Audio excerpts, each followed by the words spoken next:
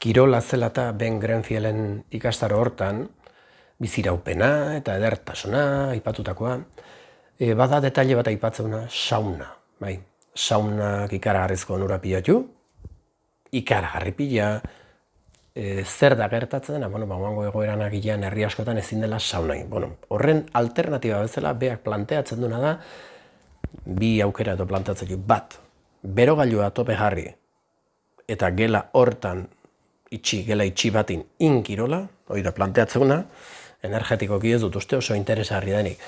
Eta hurrengo aukera nik egiten dutena. Zein da? Arropa jantzi, iruniki, burua estali, gaina zapela jarri, gainetik jertxe bat, gainetik beroki bat, bi galtza pare, eta imertzun kiroloien. Ikastaron planteatzen dira, entrenamendu ezberdinak, ez du zertan izan berri ikastaru hoi. Kirol mota bat, eta kinesiologia erabili. Urko guan aipatu duna unetzat interesgarria da, ez. Nik proposatuko nizuke, ez da okurri jure egia. Nik ezin dizu, zuk zein zenezaken edo zez. Kinesiologia erabiltzen baldin mazu, zue benetako zu horrekin, konexio jartzeko edo harremanetan jartzeko, zuk ikusiko zu. Eta gero, erabakia zure baitan hartu.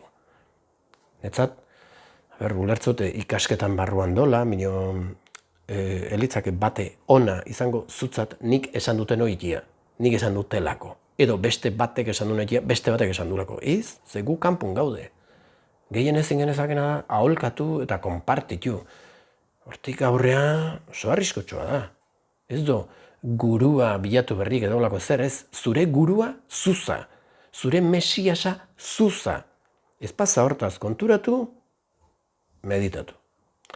Behin lortzen zunin, hortaz ohartzia, zure erabakia zuk hartu, hemen jenena proposamenak. Nere proposamena zein da, ez bazo aukera saunara joteko, ariketa egiten juzunin, arropa tope jantzi, eta izerri pixka bota. Hoxe.